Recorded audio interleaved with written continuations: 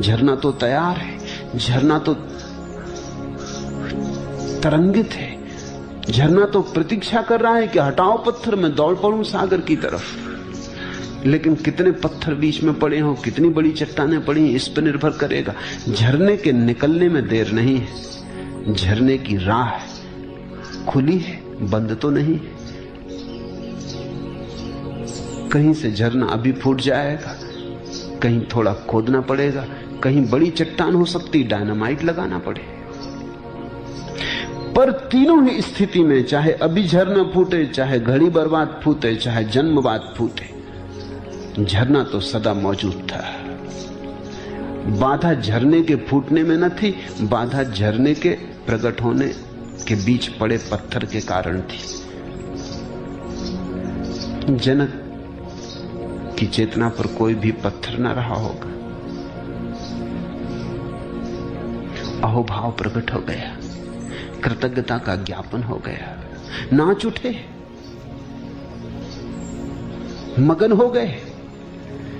जैसे इस देह को मैं अकेला ही प्रकाशित करता हूं, जनक ने कहा, वैसे ही संसार को भी प्रकाशित करता हूं। इसलिए तो मेरा संपूर्ण संसार है, अथवा मेरा कुछ भी नहीं। ये आस्तिकता है। अर्जुन तो नास्तिक है, अर्जुन तो इनकार करता है, अर्जुन तो बार बार सवाल उठाता है, अर्जुन तो हजार संदेह करता है, अर्जुन तो इस तरफ से पूछता, उस तरफ से पूछता है। जनक ने कुछ पूछा ही नहीं। इसलिए मैंने इस गीता को महागीता कहा है। अर्जुन की नास्तिकता अंत में मिटती है, वो घर आता है। जनक में नास्तिकता है ही नहीं। वो जैसे घर के द्वार पर ही खड़े थे और किसी ने झकझोर दिया और कहा कि जनक तुम घर पर ही खड़े हो, कहीं जाना नहीं। और वो कहने लगे, अहो जैसे इस देह को मैं अकेला ही प्रकाशित करता हूं, वैसे ही संसार को भी प्रकाशित करता हूं। अष्टावक्र ने कहा कि तुम्हारा वो जो आत्यंतिक साक्षी भाव रूप है, वो तुम्हारा ही नहीं है, वो तुम्हारा ही केंद्र नहीं है, वो समस्त सृष्टि का केंद्र है। ऊपर ऊपर हम अलग अलग, भीतर हम बिल्कुल एक हैं। बाहर बाहर हम अलग अलग, जैसे जैसे भीतर चले हम एक हैं। जैसे लहरें अलग अलग हैं सागर की छाती पर, लेकिन सागर के गहनतम में तो सारी लहरें एक हैं। ऊपर एक लहर छोटी, एक लहर बड़ी, एक लहर सुंदर, एक लहर कुरूप, एक लहर गंदी, एक लहर स्वच्छ। ऊपर बड़े भेद हैं, लेकिन सागर में सब जुड़ी हैं। जिसको केंद्र का स्मरण आया, उसका व्यक्तित्व गया, फिर वो व्यक्ति नहीं रह जाता। तो जनक कहते हैं, जैसे इस देह को मैं अकेला प्रकाशित करता हूं, वैसे ही सारे संसार को भी प्रकाशित करता हूं। क्या कह रहे हैं आप? भरोसा नहीं आता। कल एक युवक रात्रि मुझे आके कहा कि जो हुआ है ध्यान में, उस पे भरोसा नहीं आता। ठीक, जब कुछ होता है तो ऐसा ही होता है, भरोसा नहीं आता। हमारा भरोसा ही छोटी चीजों पर, क्षुद्र पर है। जब विराट घटता है तो भरोसा आएगा कैसे? जब परमात्मा तुम्हारे सामने खड़ा होगा तो तुम आश्चर्यचकित और अवाक रह जाओगे। पश्चिम में एक बहुत बड़ा संत हुआ, तरतुलियन। उसका वचन है, किसी ने पूछा कि तरतुलियन, ईश्वर के लिए कोई प्रमाण है? उसने कहा, एक ही प्रमाण, ईश्वर है क्योंकि वो भरोसे योग्य नहीं। ईश्वर है क्योंकि उस पर विश्वास नहीं आता। ईश्वर है क्योंकि वो असंभव है। ये बड़ी अनूठी बात तरतुलियन ने कही। ईश्वर है क्योंकि असंभव है। संभव तो संसार है, ईश्वर असंभव है। संभव तो क्षुद्र है, विराट तो असंभव है, लेकिन असंभव भी घटता है। तरतुलियन बोला, तुम राजी हो जाओ असंभव को, तो असंभव भी घटता है। जब घटता है तो बिल्कुल भरोसा नहीं आता।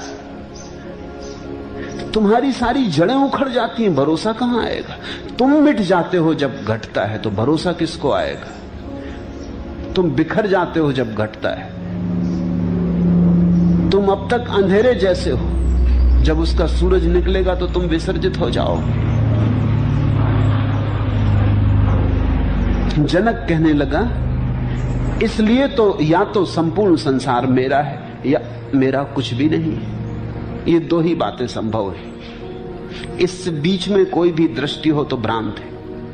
या तो संपूर्ण संसार मेरा है क्योंकि मैं परमात्मा का हिस्सा हूं, चूंकि मैं परमात्मा हूं, चूंकि मैं सारे संसार का केंद्र हूं, चूंकि मेरा साक्षी सारे संसार का साक्षी है, तो या तो सारा संसार मेरा है, एक संभावना, या फिर मेरा कुछ भी नहीं, क्योंकि मैं हूं ही कहां। साक्षी में मैं तो नहीं बचता, सिर्फ साक्षी भाव बचता है। वहां दावेदार तो बचता नहीं। कौन दावा करेगा कि सब मेरा है? तो जनक कहते हैं दो संभावनाएं, ये दो अभिव्यक्तियां हैं धर्म की, या तो पूर्ण या शून्य। कृष्ण ने चुना पूर्ण, उपनिषदों ने चुना पूर्ण। उस पूर्ण से ही सब निकलता, फिर भी पीछे पूर्ण शेष रह जाता है। उस पूर्ण में ही सब लीन होता, फिर भी पूर्ण ना घटता ना बढ़ता। उपनिषदों ने, कृष्ण ने, हिंदुओं ने, सूफियों ने चुना पूर्ण, बुद्ध ने चुना शून्य। ये जो जनक ने वचन कहा कि इसलिए या तो सब मेरा है, मैं पूर्ण हूं, पूर्ण परात्पर ब्रह्म हूं, और या फिर कुछ भी मेरा नहीं, मैं परम शून्य हूं। ये दोनों बातें ही सच है। बुद्ध का वक्तव्य अधूरा है, कृष्ण का वक्तव्य भी अधूरा है। जनक के इस वक्तव्य में पूरी बात हो जाती है। जनक कहते हैं दोनों बातें कही जा सकती हैं। क्यों? क्योंकि अगर मैं ही सारे जगत का केंद्र हूं तो सारा जगत मेरा, लेकिन जब मैं सारे जगत का केंद्र होता हूं तो मैं ही नहीं होता। मेरा मैंपन तो बहुत पीछे छूट जाता है, धूल की तरह उड़ता रह जाता है पीछे। यात्री आगे निकल जाता, धूल पड़ी रह जाती, तो फिर मेरा क्या, या फिर मेरा कुछ भी नहीं है। अतः मम सर्वम जगत, या तो सब जगत मेरा, अथवा मम किंचन न, या फिर मेरा कुछ भी नहीं। आश्चर्य है कि शरीर सहित विश्व को त्याग कर किसी कुशलता से ही, अर्थात उपदेश से ही, अब मैं परमात्मा को देखता हूं। अहो ससीरम विश्वम परित्यज। आश्चर्य कि मेरा शरीर गया, शरीर के साथ सारा जगत गया, त्याग घट गया। त्याग किया नहीं जाता, त्याग तो बोध की एक दशा है, त्याग कृत्य नहीं। अगर कोई कहे मैंने त्याग किया तो त्याग हुआ ही नहीं, उसने त्याग में भी भोग को बना लिया। अगर कोई कहे मैं त्यागी हूं तो उसे त्याग का कोई भी पता नहीं, क्योंकि जब तक मैं है तब तक त्याग कैसा। त्याग का अर्थ छोड़ना नहीं है, त्याग का अर्थ जाग के देखना है कि मेरा कुछ है ही नहीं, छोड़ूं कैसे, छोड़ूं क्या, पकड़ा हो तो छोड़ूं, हो तो छोड़ूं। तुम सुबह उठ के ये तो नहीं कहते कि चलो अब सपने का त्याग करते। तुम ये तो नहीं कहते सुबह उठ के कि रात सपने में सम्राट बन गया था, बड़े स्वर्ण महल थे, रत्न जटित आभूषण थे, बड़े दूर दूर तक मेरा राज्य था, सुंदर पुत्र थे, पत्नी थी। सुबह उठ के तुम ये तो नहीं कहते कि चलो अब सब छोड़ता हूं। कहो तो तुम पागल मालूम पड़ोगे। अगर तुम सुबह उठ के गांव में ढिंडोरा पीटने लगो कि मैंने सब त्याग कर दिया, राज्य का, धन का, वैभव का, पत्नी बच्चे सब छोड़ दिए, लोग चौंकेंगे, वो कहेंगे कौन सा राज्य, हमें तो पता ही नहीं कि तुम्हारे पास कोई राज्य भी था। तुम कहोगे रात सपने में, तो लोग हंसेंगे कि तुम पागल हो गए। सपने का राज्य छोड़ा तो नहीं जा सकता। इसलिए परम ज्ञान का सूत्र यही है कि कि जब तुम्हें दिखाई पड़ता है कि ये संसार कुछ भी नहीं, तो छोड़ने की क्या बात है। लेकिन लोग हैं जो हिसाब रखते हैं कि कितना छोड़ा। एक मित्र मुझे मिलने आए थे, उनकी पत्नी भी साथ थी। मित्र का नाम है बड़े दानियों में। तो मित्र की पत्नी कहने लगी कि शायद आपको मेरे पति से परिचय नहीं, ये बड़े दानी है, कोई लाख रुपया दान कर दिया। पति ने जल्दी से पत्नी के हाथ पे कहा कि लाख नहीं, 1,10,000। ये दान ना हुआ, ये हिसाब हुआ, ये सौदा हुआ, ये कौड़ी कौड़ी का हिसाब चल रहा है। अगर कहीं इनको परमात्मा मिल गया तो उनकी गर्दन पकड़ लेंगे कि 1,10,000 दिया था, बदले में क्या देते हो, बोलो। दिया भी इसीलिए है कि शास्त्र कहते हैं कि यहां 1-2 वहां करोड़ गुना मिलता है। ऐसा धंधा कौन छोड़ेगा? करोड़ गुना सुना है, ब्याज। कोई धंधा देखा? जुआड़ी भी इतने बड़े जुआड़ी नहीं, करोड़ गुना तो वहां भी नहीं मिलता। ये तो जुआरीपन हुआ।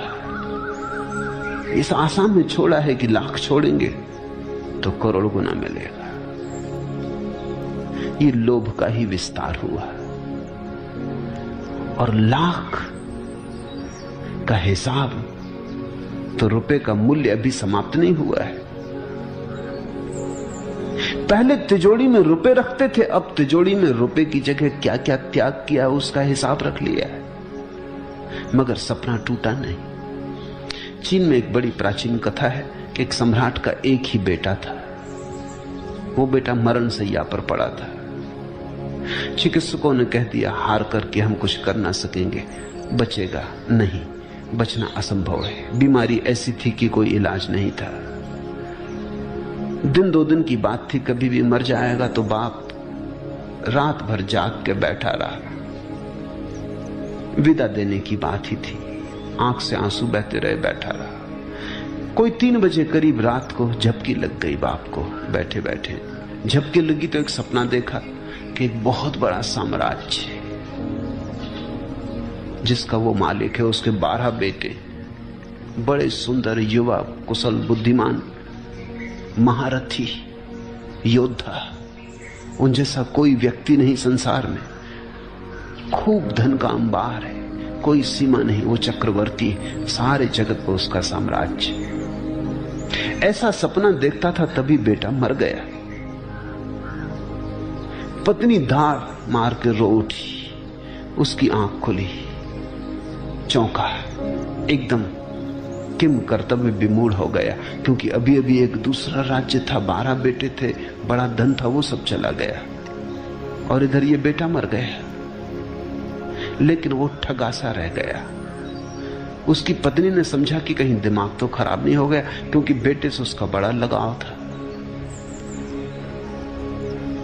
एक आंसू नहीं आ रहा आंख में। बेटा जिंदा था तो रोता था उसके लिए, बेटा मर गया तो रो नहीं रहा बाप। पत्नी ने उसे हिलाया और कहा तुम्हें कुछ हो तो नहीं गया, रोते क्यों नहीं? उसने कहा किस किस के लिए रो, 12 आदमी थे वो मर गए, बड़ा साम्राज्य था वो चला गया, उनके लिए रो कि इसके लिए रो? अब मैं सोच रहा हूं कि किस किस के लिए रो। जैसे 12 गए वैसे 13 गए। बात समाप्त हो गई। उसने कहा कि वो भी एक सपना था, ये भी एक सपना है, क्योंकि जब उस सपने को देख रहा था तो इस बेटे को बिल्कुल भूल गया था। ये राज तू सब भूल गए थे। अब वो सपना टूट गया तो तुम याद आ गए हो। आज रात फिर सो जाऊंगा, फिर तुम भूल जाओगे।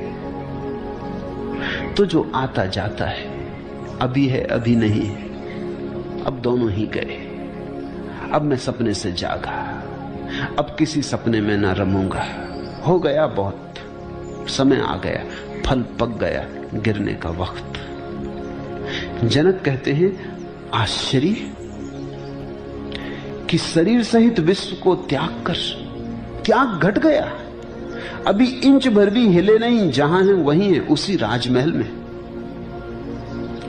जहां अष्टावक्र को ले आए थे निमंत्रण देकर, बिठाया था सिंहासन पर, वहीं बैठे हैं अष्टावक्र के सामने। कहीं कुछ गए नहीं, राज्य चल रहा है, धन वैभव है, द्वार पर द्वारपाल खड़े हैं, नौकर सेवक पंखा झलते होंगे, सब कुछ ठीक वैसा का वैसा है, तिजोरी अपनी जगह, धन अपनी जगह। लेकिन जनक कहते हैं आश्चर्य, त्याग घट गया। त्याग अंतर का है, त्याग भीतर का है, त्याग बोध का है। आश्चर्य की शरीर सहित विश्व को त्याग कर किस कुशलता से और किस कुशलता से यह बात घट गई कि पत्ता ना हिला और क्रांति हो गई,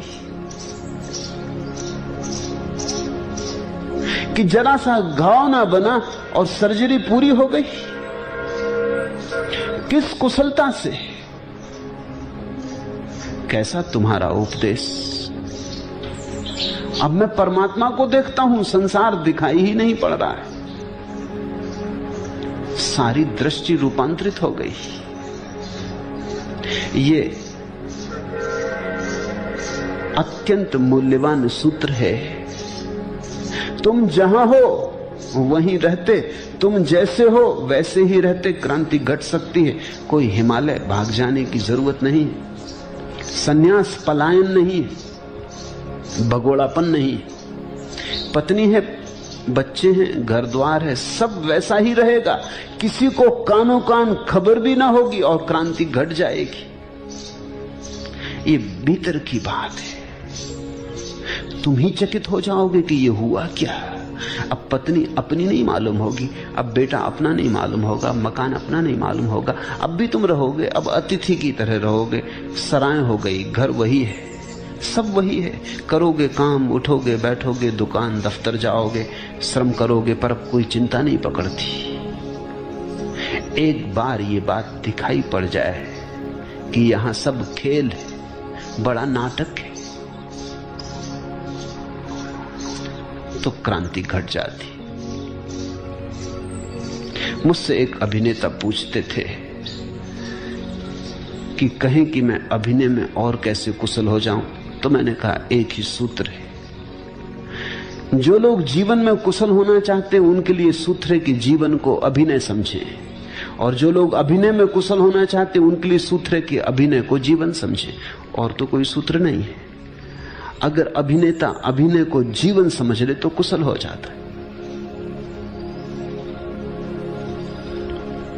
तब नाटक को वो असली मान लेता है।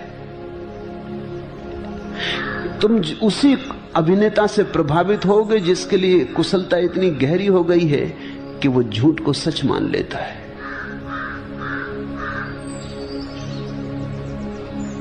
अगर अभिनेता झूठ को सच न मान पाए तो अभिनय में कुशल नहीं हो सकता, तो वो बाहर बाहर रहेगा, भीतर ना हो पाएगा। तो खड़ा खड़ा दूर दूर कर लेगा काम, लेकिन तुम पाओगे उसके प्राण उसमें रमे नहीं, गए नहीं भीतर। अभिनेता बिल्कुल भूल जाता अभिनय में। जब कोई राम का अभिनय करता है तो वो बिल्कुल भूल जाता है, वो राम हो जाता।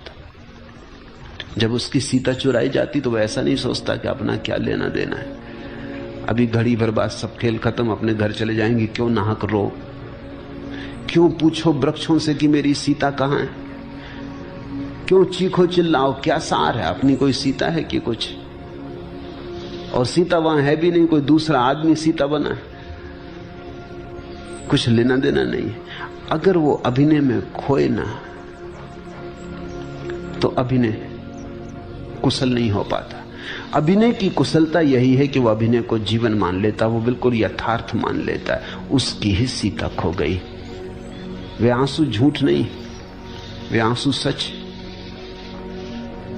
वो ऐसे ही रोता है जैसे उसकी प्रेयसी खो गई हो, वो ऐसे ही लड़ता है, अभिनय को सच कर लेता है। जीवन को अगर कुशलता लानी हो तो जीवन को अभिनय समझ लेना।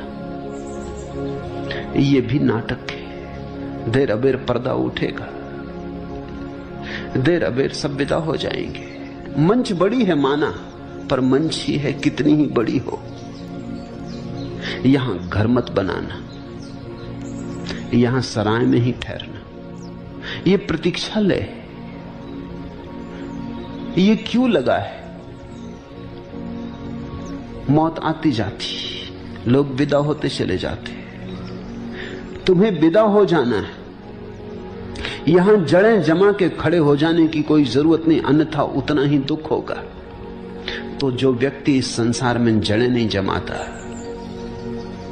वही व्यक्ति सन्यासी। जो यहां जम के खड़ा नहीं हो जाता, जिसका पैर अंगत का पैर नहीं है, वही सन्यासी। जो तत्पर है सदा जाने को, इस जगत में वही व्यक्ति सन्यासी है जो बन जा रहा है। खानाबदोष है शब्द, खानाबदोष बहुत अच्छा है। इसका अर्थ होता है जिसका घर अपने कंधे पर है। खाना अर्थात घर, बदोस यानी कंधे पर, जिसका घर अपने कंधे पर है। जो खानाबदोष है वही सन्यासी है। तंबू लगा लेना ज्यादा से ज्यादा, घर मत बनाना। यहां तंबू की कभी भी उखाड़ लो, क्षण भर में देर ना लगे। सराय कहते हैं, सूफी फकीर हुआ इब्राहिम, पहले वो बल्ख का सम्राट था। एक रात उसने देखा कि सोया अपने महल में कोई छप्पर पे चल रहा है। तो उसने पूछा, कौन बदतमीज आधी रात को छप्पर पे चल रहा है, कौन है तू? उसने कहा, बदतमीज नहीं हूं, मेरा ऊंट खो गया है, उसे खोज रहा हूं। इब्राहिम को भी हंसी आ गई। उसने कहा, पागल, तो तू पागल है? ऊंट कहीं छप्परों पे मिलते हैं? अगर खो जाएं, ये भी तो सोच के ऊंट छप्पर पे पहुंचेगा कैसे? ऊपर से आवाज आई, इसके पहले कि दूसरों को बदतमीज और पागल के अपने बाबत सोच।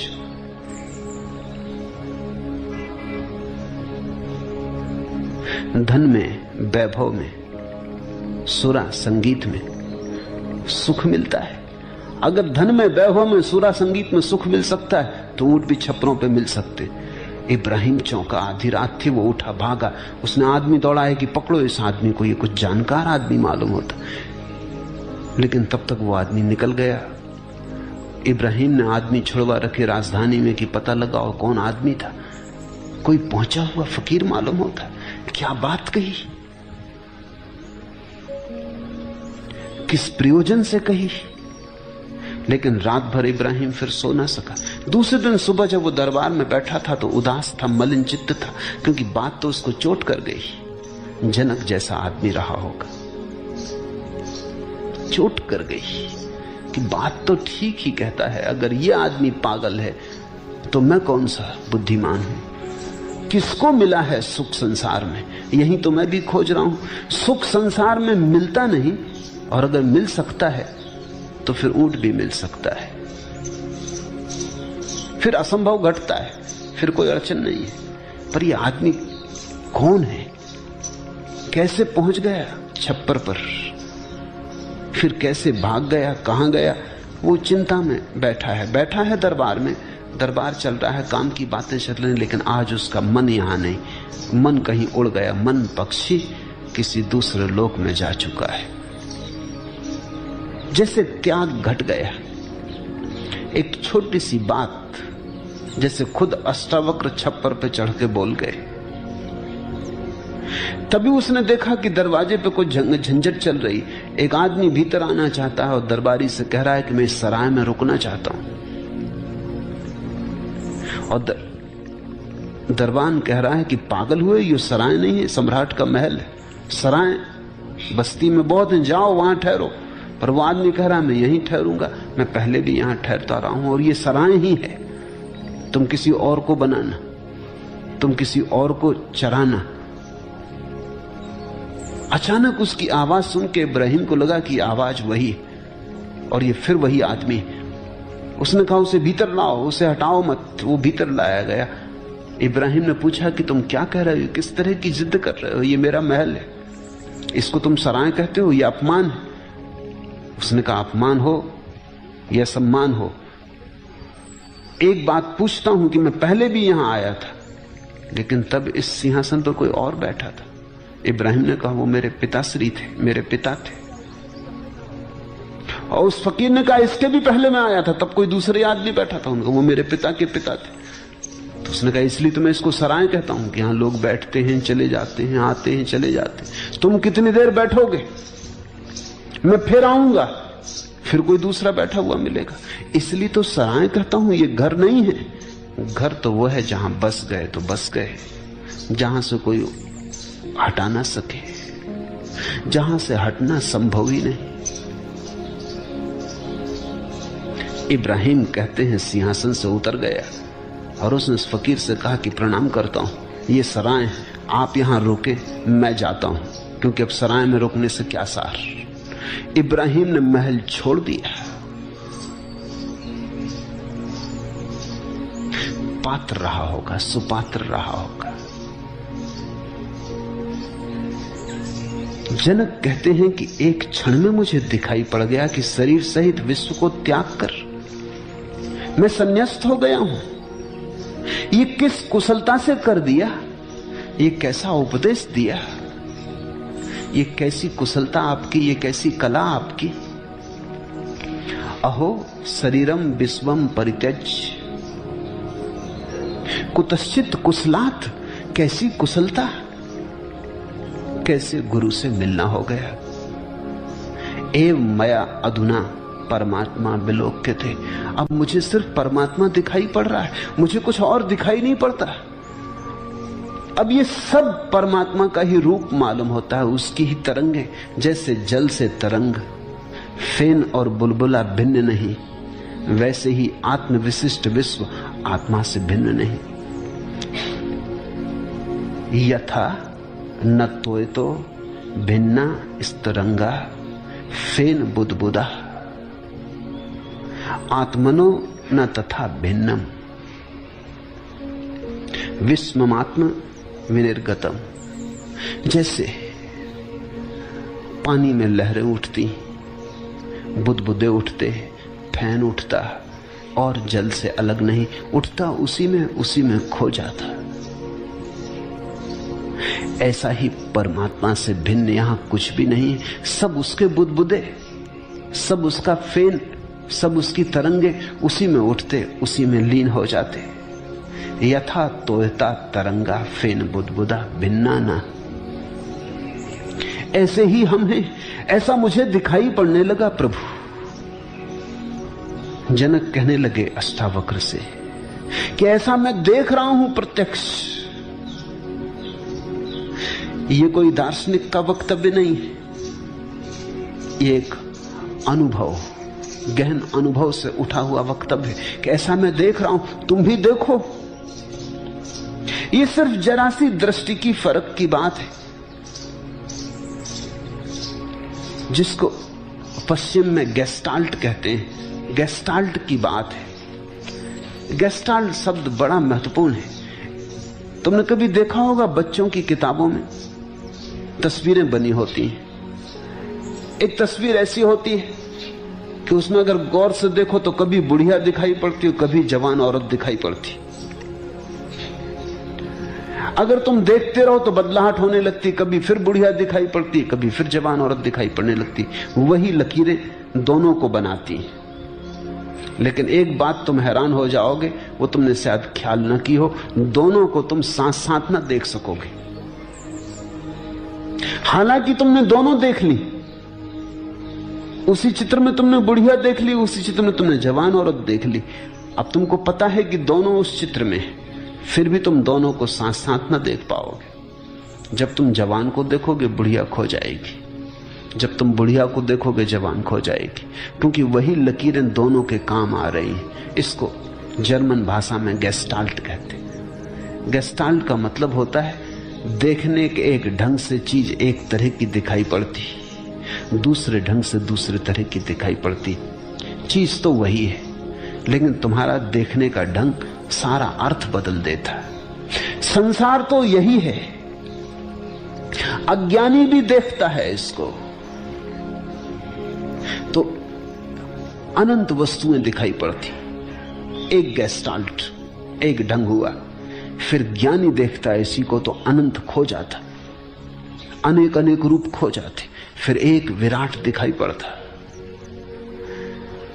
जनक कहने लगे, एव मया अधुना परमात्मा विलोक्यते। एक परमात्मा दिखाई पड़ने लगा। ये हरे वृक्ष उसी की हरियाली है, इन फूलों में वही रंगीन होकर खिला,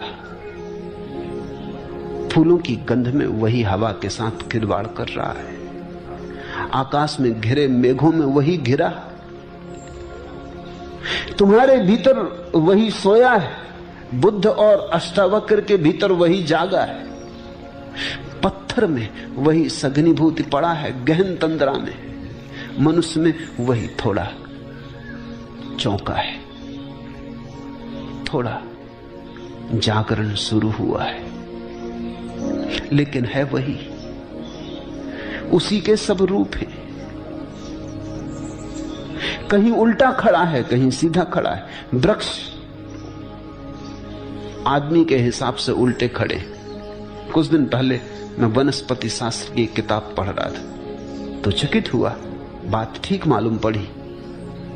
उस वैज्ञानिक ने लिखा है कि वृक्षों का सिर जमीन में गड़ा है, क्योंकि वृक्ष जमीन में से भोजन करते हैं तो मुंह उनका जमीन में, जमीन में से वो भोजन करते, पानी लेते तो उनका मुंह जमीन में और पैर आकाश में खड़े, शीर्षासन कर रहे वृक्ष। बड़े प्राचीन योगी मालूम होते।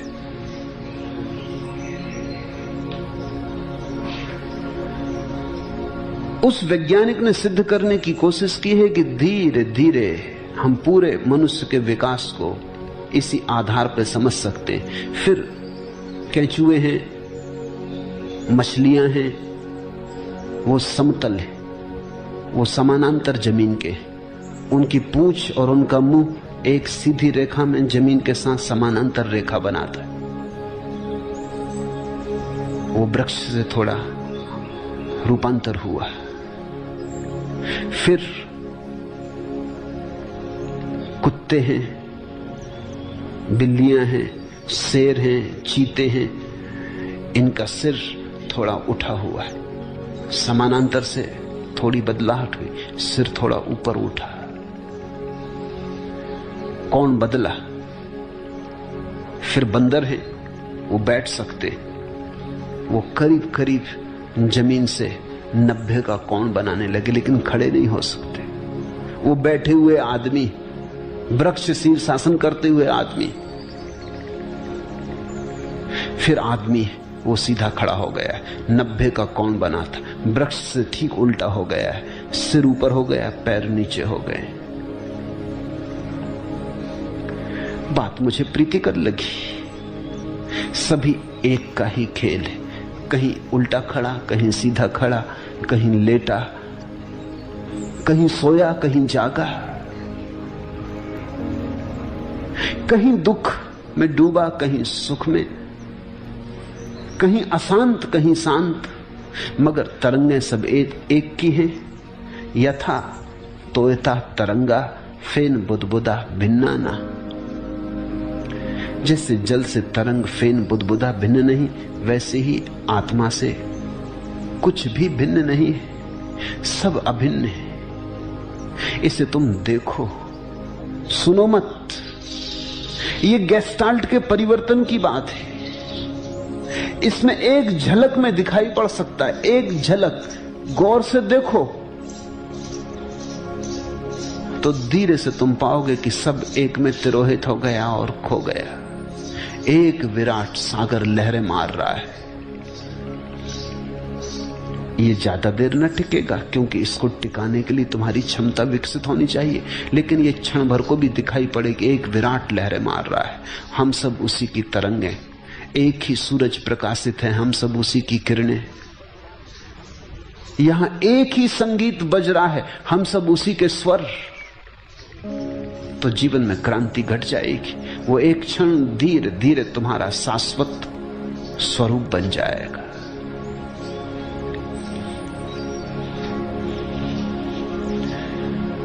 इसे तुम चाहो तो पकड़ लो, चाहो तो चूक जाओ। जनक ने पकड़ लिया।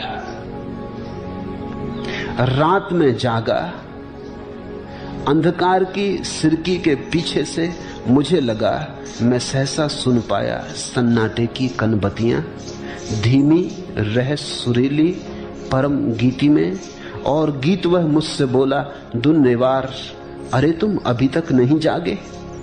और यह मुक्त स्रोत सा सभी और बह चला उजाला, अरे अभागे कितनी बार भरा, अनदेखे छलक छलक बह गया तुम्हारा प्याला। तुम पहली दफे नहीं सुन रहे हो इन वचनों को, बहुत बार सुन चुके हो। तुम अति प्राचीन हो सकता है अष्टावक्र से भी तुमने सुना हो। तुम में से कुछ ने तो निश्चित सुना होगा, कुछ ने बुद्ध से सुना हो, कुछ ने कृष्ण से, कुछ ने क्राइस्ट से, कुछ ने मोहम्मद से, किसी ने लाओत्सु से, जरथुस्त्र से। पृथ्वी पर इतने अनंत पुरुष हुए हैं, उन सब को तुम पार करके आते गए हो। इतने दिए जले हैं, असंभव है कि किसी दिए की रोशनी तुम्हारी आंखों में न पड़ी हो। तुम्हारा प्याला बहुत बार भरा गया है, अरे अभागे कितनी बार भरा, अनदेखे छलक छलक बह गया तुम्हारा प्यारा। तुम्हारा प्याला भर भी दिया जाता है तो भी खाली रह जाता, तुम उसे संभाल नहीं पाते। और गीत वह मुझसे बोला दुर्निवार, अरे तुम अभी तक नहीं जागे। और यह मुक्त स्रोत सा सभी और बह चला उजाला, सुबह होने लगी। और बहुत बार सुबह हुई है और बहुत बार सूरज निकला, पर तुम हो कि अपने अंधेरे को पकड़े बैठे हो। ये अभागापन तुम छोड़ोगे तो छूटेगा।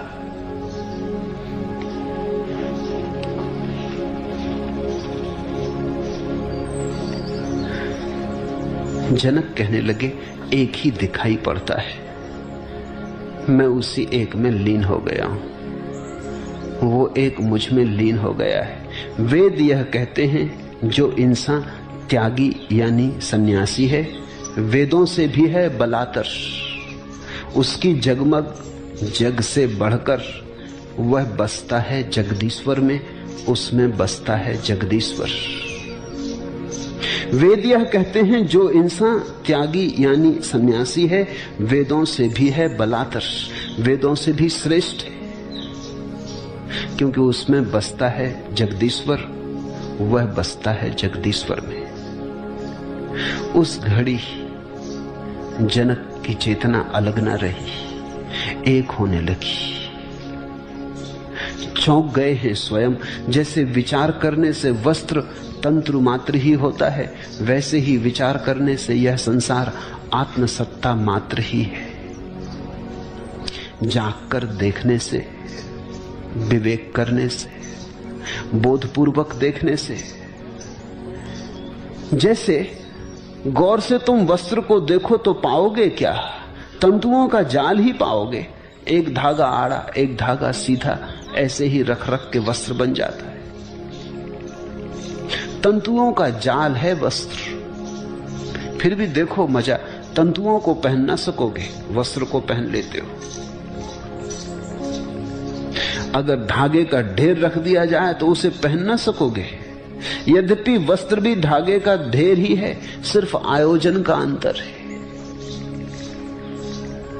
आड़ा तिरछा धागे की बुनावट तो वस्त्र बन गया, तो वस्त्र से तुम ढांक लेते हो अपने को। लेकिन इससे क्या फर्क पड़ा? धागे ही रहे, कैसे तुमने रखे इससे क्या फर्क पड़ता है? जनक कह रहे हैं कि परमात्मा कहीं हरा होकर वृक्ष है, कहीं लाल सुर्ख होकर गुलाब का फूल है, कहीं जल है, कहीं पहाड़ पर्वत है, कहीं चांद तारा है। ये सब उसी के चैतन्य की अलग अलग संघटनाएं हैं। जैसे वस्त्र को धागे से बुना जाता है, फिर उससे ही तुम अनेक तरह के वस्त्र बुन लेते हो। गर्मी में पहनने के लिए झीले पतले, सर्दी में पहनने के लिए मोटे। फिर उससे ही तुम सुंदर असुंदर, गरीब के अमीर के सब तरह के वस्त्र बुन लेते हो। उससे ही तुम हजार हजार रूप के निर्माण कर लेते हो। वैज्ञानिक कहते हैं कि सारा अस्तित्व एक ही ऊर्जा से बना है। उनका नाम है ऊर्जा के लिए विद्युत, नाम से क्या फर्क पड़ता है। लेकिन एक बात से वैज्ञानिक राजी हैं कि सारा अस्तित्व एक ही चीज से बना है, उसी एक चीज के अलग अलग ढांचे। जैसे सोने के बहुत से आभूषण सभी सोने के बने हैं, गला दो तो सोना बचे। आकार बड़े भिन्न, लेकिन आकार जिस पे खड़ा है वो अभिन्न। यद्वत पटा तंतु मात्रा, जैसे वस्त्र केवल तंतु मात्र है, इदम विश्वम आत्मन तन मात्रम। ऐसा ही ये सारा अस्तित्व भी आत्मा रूपी तत्व से बुना गया है। और निश्चित ही विद्युत कहने से आत्मा कहना बेहतर है, क्योंकि विद्युत जड़ है और विद्युत से चैतन्य के उत्पन्न होने की कोई संभावना नहीं। और अगर विद्युत से चैतन्य होने की संभावना है तो फिर विद्युत को विद्युत कहना व्यर्थ है, क्योंकि जो पैदा हो सकता है वो छिपा होना चाहिए। चैतन्य दिखाई पड़ रहा है, चैतन्य प्रकट हुआ है, तो जो प्रकट हुआ है वो मूल में भी होना ही चाहिए, अन्यथा प्रकट कैसे होगा। तुमने आम का बीज बोया, आम का वृक्ष प्रकट हुआ, उसमें आम लग गए। तुमने नीम का बीज बोया, नीम प्रकट हुई, उसमें निमोलियां लग गई। जो बीज में है वही प्रकट होता है, वही लगता है। इतनी चैतन्य दिखाई पड़ती दुनिया में, इतनी चेतना दिखाई पड़ती, विभिन्न चेतना के रूप दिखाई पड़ते हैं। तो जो मूल संघट है इस अस्तित्व का, उसमें चैतन्य छुपा होना चाहिए। इसलिए विद्युत कहना उचित नहीं, आत्मा कहना ज्यादा उचित है। आत्म विद्युत कहो।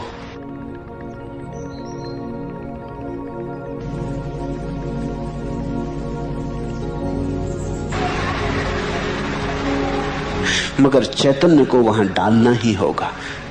जो दिखाई पड़ने लगा है वो आया है तो मूल में छिपा रहा होगा। जैसे विचार करने से वस्त्र तंतु मात्र ही होता है, वैसे ही विचार करने से ये संसार आत्म मात्र है। जैसे ईख के रस से बनी हुई शक्कर ईख के रस से व्याप्त है, वैसे ही मुझसे बना हुआ संसार मुझसे भी व्याप्त है। जैसे तुमने ईख से शक्कर निकाल ली तो शक्कर में ईख का रस व्याप्त है, ऐसे ही चैतन्य में परमात्मा व्याप्त है, मुझ में परमात्मा व्याप्त है, तुम में परमात्मा व्याप्त है और तुम परमात्मा में व्याप्त हो। आत्मा के अज्ञान से संसार भासता है, इसे समझना ये बहुत महत्वपूर्ण है। आत्मा के अज्ञान से संसार भासता है और आत्मा के ज्ञान से नहीं भासता। गेस्टाल्ट बदल जाता है, देखने का ढंग बदल जाता है। जैसे कि रस्सी के अज्ञान से सांप भासता है और उसके ज्ञान से वह नहीं भासता है। रात के अंधेरे में देख ली रस्सी, घबरा गए, समझा कि सांप है, भागने लगे, लकड़ियां लेके मारने लगे। फिर कोई दिया ले आया तो लकड़ियां हाथ से गिर जाएंगी, भय विसर्जित हो जाएगा। प्रकाश में दिखाई पड़ गया सांप नहीं है, रस्सी है। रस्सी को रस्सी की तरह न देख पाने के कारण सांप था। सांप था नहीं, सिर्फ आभास था। आत्मा को आत्मा की तरह न देख पाने के कारण संसार है। जिसने स्वयं को जाना उसका संसार मिट गया। इसका यह अर्थ नहीं कि द्वार दरवाजे दीवाल पहाड़ पत्थर खो जाएंगे, न ये सब होंगे, लेकिन ये सब एक में ही लीन हो जाएंगे। ये एक की ही विभिन्न तरंगे होंगे, फेन बुदबुदे। जिसने स्वयं को जाना उसका संसार समाप्त हुआ, और जिसने स्वयं को नहीं जाना उसका संसार कभी समाप्त नहीं होता। संसार छोड़ने से तुम स्वयं को न जान सकोगे, लेकिन स्वयं को जान लो तो संसार छूट गया। त्याग की दो धाराएं हैं। एक धारा है जो कहती संसार को छोड़ो तो तुम स्वयं को जान सकोगे। दूसरी धारा है जो कहती स्वयं को जान लो, संसार छूटा ही है। पहली धारा भ्रांत है। संसार को छोड़ने से नहीं तुम स्वयं को जान सकोगे, क्योंकि संसार के छोड़ने में भी संसार के होने का भ्रम बना रहता है। समझो, थोड़ा रस्सी पड़ी है, सांप दिखाई पड़ा, कोई तुमसे मिलता, वो कहता तुम सांप का भाव छोड़ दो, तो तुम्हें रस्सी दिखाई पड़ जाएगी। तुम कहोगे सांप का भाव छोड़ कैसे दें? सांप दिखाई पड़ रहा है, रस्सी तो दिखाई पड़ती नहीं। तो तुम अगर हिम्मत करके राम राम जप के किसी तरह आकड़ के खड़े हो जाओ कि चलो नहीं सांप है, रस्सी है, रस्सी है, रस्सी, तो भी तुम्हारे भीतर तो तुम जानोगे सांप ही है। किसको झुठला रहे हो? पास मत चले जाना, कोई झंझट ना हो जाए। भागते तो तुम चले ही जाओगे, तुम कहोगे रस्सी है, माना कि रस्सी है, मगर पास क्यों जाएं? अब जो आदमी संसार को छोड़ के भागता वो कहता संसार माया है, फिर भी भागता है। थोड़ा उससे पूछो कि अगर माया है तो भाग क्यों रहे हो? अगर है ही नहीं तो भाग कहां रहे हो? किसको छोड़ के जा रहे हो? वो कहता है धन तो मिट्टी है, तो फिर धन से इतने घबराए क्यों? फिर इतने भयभीत क्यों हो रहे हो? अगर धन मिट्टी है तो मिट्टी से तो तुम भयभीत नहीं होते, तो धन से क्यों भयभीत हो रहे हो? मिट्टी अगर दिखाई ही पड़ गई तो बात ठीक है, धन पड़ा रहे तो ठीक, न पड़ा रहे तो ठीक। कभी मिट्टी की जरूरत होती तो आदमी मिट्टी का भी उपयोग करता है, धन की जरूरत हुई धन का उपयोग कर लेता है। लेकिन अब ये सब स्वप्नवत है, खेल जैसा है। दूसरी धारा ज्यादा गहरी और सत्य के करीब है कि तुम दिया जलाओ और रस्सी को रस्सी की भांति देख लो तो संसार गया, सांप गया। आत्मा के अज्ञान से संसार भासता है और आत्मा के ज्ञान से नहीं भासता है। आत्मा को देख लो, संसार नहीं दिखाई पड़ता। संसार को देखो, आत्मा नहीं दिखाई पड़ती। दो में से एक ही दिखाई पड़ता है, दोनों साथ साथ दिखाई नहीं पड़ते। अगर तुम्हें संसार दिखाई पड़ रहा है तो आत्मा दिखाई नहीं पड़ेगी। आत्मा दिखाई पड़ने लगे, संसार दिखाई नहीं पड़ेगा। इन दोनों को साथ साथ देखने का कोई भी उपाय नहीं है। ये तो ऐसे ही है कि जिससे तुम कमरे में बैठे हो, अंधेरा अंधेरा दिखाई पड़ रहा है, फिर तुम रोशनी ले आओ कि जरा अंधेरे को गौर से देखें, रोशनी में देखें तो और साफ दिखाई पड़ेगा, फिर कुछ भी दिखाई ना पड़ेगा। रोशनी ले आए तो अंधेरा दिखाई ही ना पड़ेगा। अगर अंधेरा देखना हो तो रोशनी भूल के मत लाना, अगर अंधेरा न देखना हो तो रोशनी लाना, क्योंकि अंधेरा और रोशनी साथ साथ दिखाई नहीं पड़ सकते। क्यों नहीं दिखाई पड़ते साथ साथ? क्योंकि अंधेरा रोशनी का अभाव है। जब रोशनी का अभाव हो जाता तो अभाव साथ साथ कैसे होगा? संसार आत्मज्ञान का अभाव है। जब आत्मज्ञान का उदय होगा तो संसार गया। सब जहां का तहां रहता है और फिर भी कुछ वैसा का वैसा नहीं रह जाता। सब जहां का तहां और सब रूपांतरित हो जाता है। मुझसे लोग पूछते हैं आप सन्यास देते हैं, लेकिन लोगों को कहते नहीं कि घर छोड़ें, पत्नी छोड़ें, बच्चे छोड़ें। मैं कहता हूं, मैं उनको ये नहीं कहता कि छोड़ें, मैं उनको इतना ही कहता हूं आत्मवत हो, आत्मवान हो, ताकि दिखाई पड़ने लगे कि जो है वो है, जो है उसे छोड़ा नहीं जा सकता, जो नहीं है उसे छोड़ने की कोई जरूरत नहीं।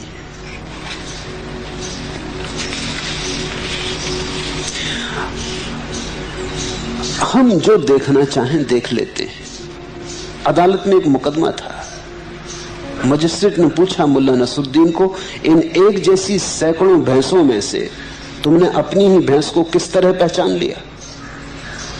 नसरुद्दीन बोला, ये कौन सी बड़ी बात है मालिक, आपकी कचहरी में काले कोट पहने सैकड़ों वकील खड़े, फिर भी मैं अपने वकील को पहचान ही रहा हूं कि नहीं?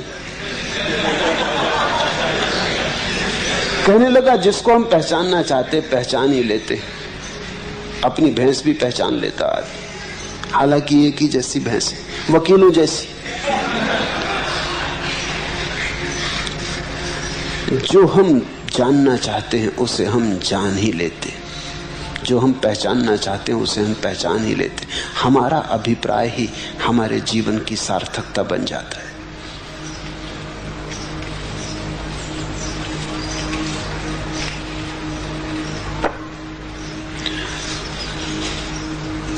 इस संसार से जागना हो तो संसार से जूझना मत। इस संसार से जागना हो तो सिर्फ भीतर जागने की कोशिश करना है। मुल्ला नसरुद्दीन और उसकी पत्नी अपनी गोद में एक खेलते हुए बच्चे को लेकर नृत्य का एक कार्यक्रम देखने गए।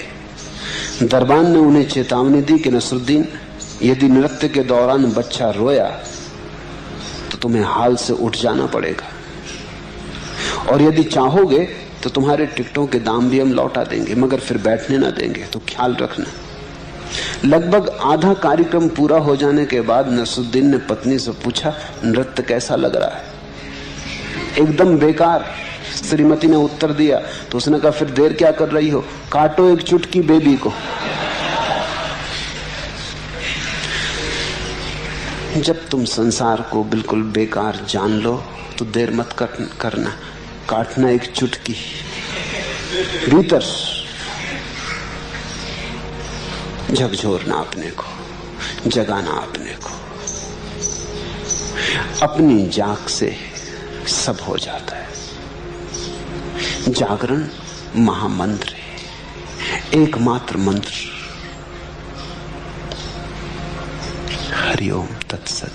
आज इतना।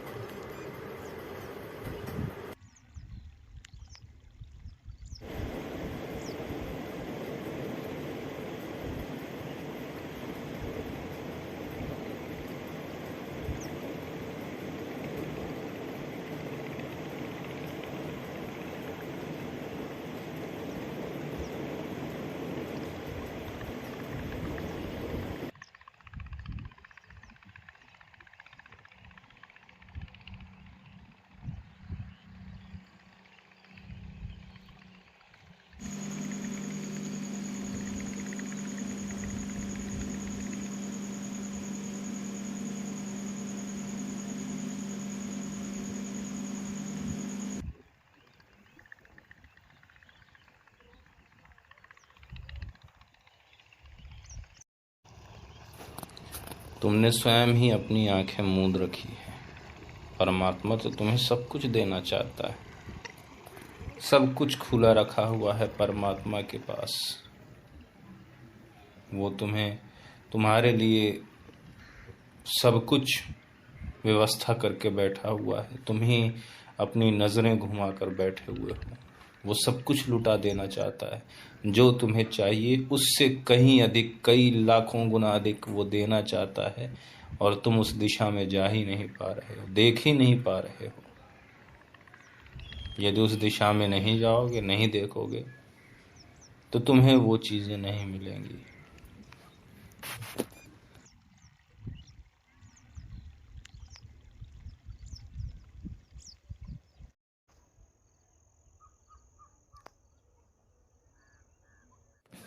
जो कुछ भी तुम चाहते हो वो तुम्हें मिलकर रहेगा, लेकिन जब तुम्हें पता होगा तब कि तुम्हें क्या चाहिए। क्योंकि परमात्मा तो देना चाहता है, परमात्मा तुम्हें देगा। तुम ही अपनी मुट्ठी बंद करके बैठे हुए हो। अपनी आंखें खोलो, अपने भीतर झांको। तुम्हें